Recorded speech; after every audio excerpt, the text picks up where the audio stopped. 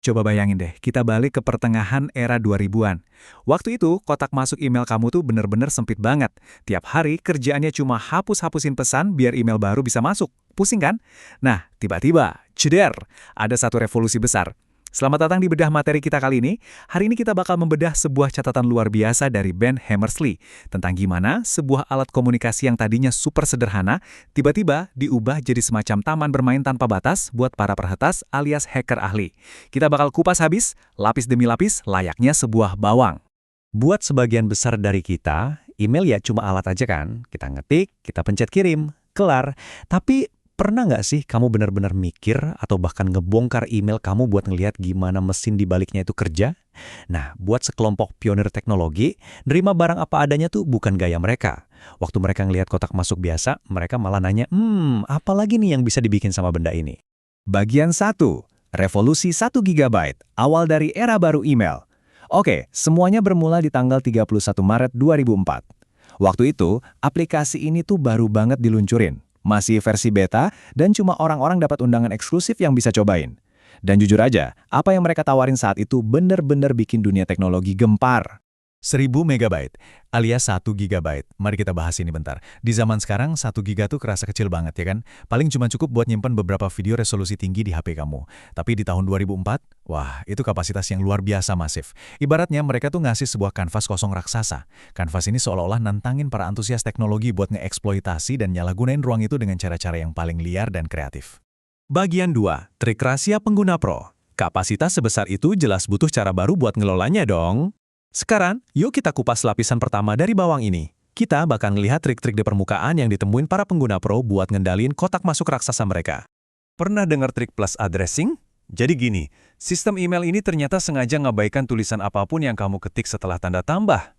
Keren banget kan? Artinya, kalau email asli kamu itu nama @bla bla bla, kamu bisa nulis alamat nama plus to-do @bla bla bla atau nama plus spam @bla bla bla dan pesannya tetap bakal masuk ke kotak masuk utama kamu. Ini ngasih kebebasan buat bikin filter custom tanpa batas. Kamu bisa daftar buletin pakai satu alamat, terus bikin daftar tugas pakai alamat lain, dan ujung-ujungnya semua numpuk di satu tempat yang rapi dan terorganisir. Terus ada lagi nih trik titik yang mengembara. Ini simple tapi brilian banget.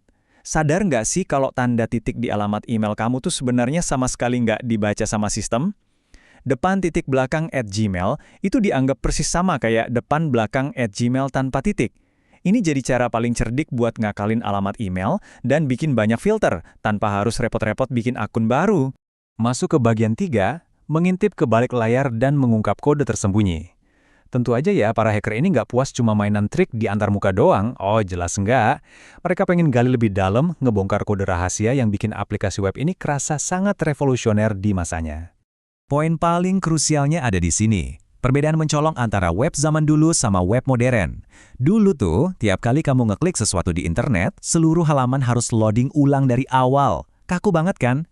Tapi aplikasi ini beda. Dia ngasih pengalaman super mulus, berasa kayak lagi jalanin program langsung di desktop kamu. Semua pembaruan terjadi diam-diam di latar belakang. Pertanyaannya, gimana cara mereka ngelakuin itu? Rahasianya ada di teknologi yang namanya XML HTTP Request. Percaya atau enggak, konsep teknis ini adalah jantung dari revolusi internet saat itu. Biar gampang, bayangin kamu lagi makan di restoran mewah. Alih-alih kamu harus teriak-teriak ke dapur tiap kali butuh sesuatu, kamu punya pelayan pribadi. Si pelayan ini diam-diam nyelipin catatan rahasia bolak-balik antara meja kamu dan koki di dapur, tanpa sedikitpun ganggu obrolan asyik kamu di meja. Nah, persis kayak gitulah cara kerja XML HTTP ini. Lanjut ke bagian 4, membajak sistem XML HTTP request. Nah, begitu para hacker ini nyadar kalau ada catatan rahasia yang warawiri antara browser dan server, insting mereka langsung jalan. Mereka pengen banget baca isinya. Yuk kita lihat gimana obsesi ini ngelahirin kebiasaan baru di komunitas teknologi. Mereka pakai teknik yang namanya packet sniffing. Intinya, mendengarkan lalu lintas jaringan mentah. Pakai alat pantau kayak TCP/Flow, para perintis ini benar-benar ngendus jalur data. Mereka berhasil metain susunan array JavaScript yang dipakai server buat narik email. Pelan-pelan, mereka bedah setiap percakapan antara browser dan server sampai semua kodenya pecah. Gila banget kan? Begitu mereka paham bahasa kodenya, boom, kegilaan pun dimulai. Kotak email yang tadinya biasa aja mendadak berubah jadi pisau lipat Swiss Army serbaguna. Mereka bikin aplikasi-aplikasi custom yang ekstrim, mulai dari masukin pembaca berita RSS langsung ke email, nyulap ruang penyimpanan jadi galeri foto online yang dinamain Guleri pakai skrip PHP, sampai bikin sistem otomatis buat daftar tugas. Di titik ini, benar-benar cuma imajinasi yang jadi batasannya. Bagian 5, Gmail sebagai hard drive. Ini dia nih, peretasan yang paling pamungkas. Gimana kalau ruang email ini dijadiin hard drive eksternal? Seseorang bernama Richard Jones nekat ngelakuin ini. Dia berhasil bikin alat yang bisa ngubah penyimpanan email jadi sistem file Linux beneran, yang bisa di-mount atau dicolok langsung ke komputer, layaknya hard drive biasa. Coba deh kita telusuri alur jenius ini. Lewat sebuah modul yang namanya Fuse, arsitektur sistem file ini diterjemahin ke dalam bahasa email. Jadi kalau komputer kamu nyari sebuah file, prosesnya gini. Direktori bakal nunjuk ke inode, lalu inode nunjuk ke data block. Nah, briliannya di sini. Data block ini bakal diterjemahin jadi blok data yang disamarkan sebagai draft email yang belum terkirim di server. Jadi file-file kamu itu dipecah-pecah dan disimpan secara rahasia sebagai draft text. Masuk akal nggak tuh? Terus, kenapa ini pencapaian yang gila banget? Karena ruang 1 GB itu bisa nampung sekitar 200 lagu format MP3. Ingat ya, ini terjadi di era di mana harga penyimpanan digital itu masih selangit. Lewat alat ini, mereka nyulap sebuah kotak masuk gratisan jadi drive cadangan tanpa batas.